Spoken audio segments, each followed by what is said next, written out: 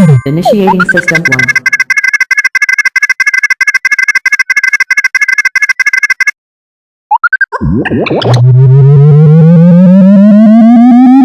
System 1 loaded. Bismillahirrahmanirrahim. Assalamualaikum warahmatullahi wabarakatuh. Perkenalkan, nama saya Rocky Putra. Saya mahasiswa Fakultas Komputer Prodi Teknik Informatika Reguler C. Terima kasih sebelumnya kepada dosen pengajar kami, Bapak Kandorio. Oke teman-teman, kali ini dalam proyek pembuatan video saya akan membahas tentang pengantar teknologi komputer. Yang lebih spesifikasinya, saya akan membahas tentang Bapak komputer modern. Ada yang tahu siapa Bapak komputer modern? Oke, barangkali ada yang tahu. Ya, Bapak komputer modern yaitu Alan Turing. Ada yang tahu siapa Alan Turing? Di mana dia tinggal? Di mana dia dibesarkan? Di mana dia dilahirkan? Mengapa Alan Turing menjadi bisa disebut sebagai Bapak komputer modern? Oke, nanti dulu itu nanti kita bahas. Kita bahas dulu profilnya si Alan Turing tersebut. Alan Turing lahir di London, Inggris, 23 Juni tahun 1912. Orang tuanya Julius Mason Turing dan ibunya Ethel Sarah Stone.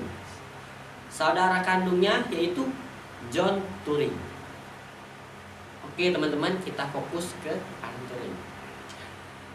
Tapi nanti dulu kita flashback sebentar ke belakang sebentar ya. Jadi pada masa Perang Dunia Kedua, salah satu penghasilan terbesar Inggris yaitu ekspor komoditi ke negara seperti negara Prancis dan negara daratan Eropa lainnya yang ada di daratan Eropa di wilayah di dekat-dekat negara Inggris. Masalahnya, negara-negara tersebut pada masa Perang Dunia Kedua, negara tersebut sudah dikuasai oleh tentara Nazi Jerman, Prancis dan daratan Eropa lainnya pada masa Perang Dunia Kedua. Udah beda kubu, jadi Inggris nggak bisa lagi dong untuk ekspor ke negara-negara tersebut. By the way teman-teman, Inggris itu sekutunya sama Amerika Serikat. Jadi saat itu Inggris sangat bergantung kepada Amerika Serikat untuk memenuhi kebutuhan masyarakat atau rakyatnya di negaranya tersebut. Sangat bergantung dia ke Amerika untuk masalah ekspor dan impor. Masalahnya juga setiap kali mereka ingin bertransaksi pada zaman itu, transaksi ekspor dan impor dilakukan di lautan ya teman-teman, menggunakan kapal-kapal besar, kapal-kapal perang yang dikawal oleh tentara di masing-masing kedua belah pihak. Masalahnya setiap kali ingin bertransaksi, Nazi selalu berhasil menenggelamkan kapal-kapal pengangkut barang milik tentara Inggris, barang milik Inggris, kapal barang milik Inggris ataupun milik Amerika Serikat. Nah, jadi sumber informasi mengapa tentara Nazi sangat akurat, di mana mereka bertransaksi, dia bisa tahu informasi dan bisa langsung menenggelamkan saat itu. Sumber informasinya mereka dapat tentara Nazi dari markas pusat yang memiliki alat yang diberi nama Enigma. Nah, sudah ada yang tahu teman-teman? Sudah ada yang dengar sebelumnya tentang Enigma ini sendiri? Enigma yaitu sandi atau password, umpamanya seperti sandi Morse lah teman-teman, begitu. Jadi siapa teman-teman yang udah pernah ikut ekskul pramuka atau yang masih sekarang ikut ekskul pramuka sudah pasti tahu tentang sandi Morse tersebut. Sandi-sandi enigma ini sangat sulit untuk dipecahkan baik oleh code breaker tentara Inggris atau code breaker tentara Amerika sendiri. Nah, mereka bisa memecahkan kode enigma itu sampai berhari-hari, berminggu-minggu, atau tidak terpecahkan sama sekali, teman-teman. Nah, tentara Nazi Jerman sendiri pun mereka memiliki kunci khusus dalam membuka kode enigma itu sendiri, mesin enigma itu sendiri.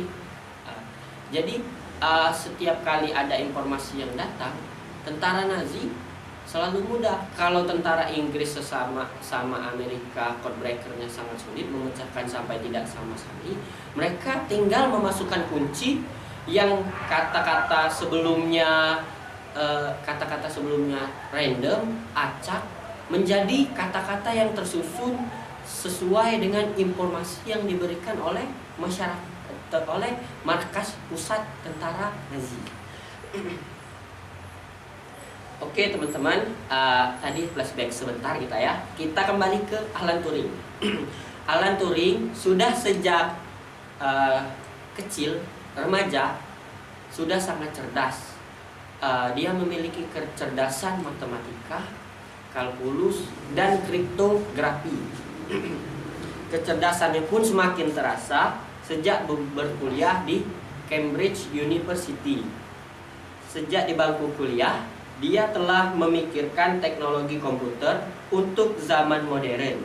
Nah, di zaman itu, di masa Perang Dunia Kedua, dia telah memikirkan bagaimana komputer modern itu.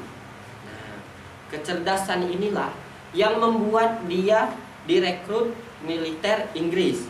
Setelah masuk militer, dia pun berpikir untuk mengalahkan mesin enigma ini yang menjadi masalah untuk ekspor perdagangan Inggris sama Amerika Serikat.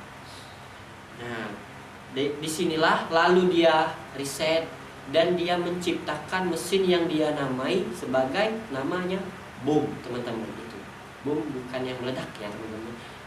Bomnya itu BOMBE, bom. Dan hebatnya lagi, mesin bom yang dia ciptakan, si Alan Turing ciptakan, dia berhasil memecahkan kode enigma itu dalam hitungan jam, teman-teman. Bayangkan, yang tadinya code breakernya tentara Amerika sama Inggris bisa memecahkan sampai tidak pernah bisa memecahkan, setelah adanya mesin bom ini langsung terpecahkan oleh Alan Turing dengan mesinnya tersebut dengan beberapa jam. Setelah kontribusinya dalam menyelesaikan, seiring berjalannya waktu, setelah kontribusinya menyelesaikan dalam peperangan dunia kedua, tidak sampai habis di situ. Dia lanjut riset dan mengembangkan ilmu komputer sendiri. Nah, tahun 1950 dia merumuskan bahwa nanti di masa depan bakalan ada komputer yang berpikir layaknya manusia. Dia merumuskan, bukan meramalkan. Jadi itu semua ada hitung-hitungannya sendiri. Itu hebatnya si Alan Turing. Yang lebih kerennya lagi, si Alan Turing ini membuat konsep Turing test. Kalau ada satu komputer yang lulus tes ini, dianggap sudah menyerupai seperti manusia. Nah, bayangkan teman-teman. Hasil penemuan Turing ini baru berasa sekarang, sudah lebih dari 60 tahun. Turing test menjadi dasar, sekarang menjadi dasar pengembangan AI, Artificial Intelligence, teman-teman, yang bisa membuat mesin komputer atau robot layaknya manusia. Berkat penemuannya itu, dia lalu dinobatkan sebagai bapak komputer modern. Nah, banyak tuh penemuan-penemuannya, teman-teman. Lalu dia dinobatkan menjadi bapak komputer modern. Itulah tadi dasarnya. karena penemuannya menjadi basic atau dasar komputer modern sekarang ini. Itu itu barang-barang yang teman-teman pakai seperti handphone, laptop atau PC itu semuanya berkat jasanya si Alan Turing tersebut. Kalau nggak berkat dia mungkin kita ngirim pesannya masih main asap-asapan itu teman-teman, seperti zaman purba. Oke, terima kasih teman-teman untuk materi kali ini, Bapak komputer modern si Alan Turing. Terima kasih sebelumnya teman-teman. Saya mengucapkan kalau ada salah kata saya mengucapkan mohon maaf. Assalamualaikum warahmatullahi wabarakatuh.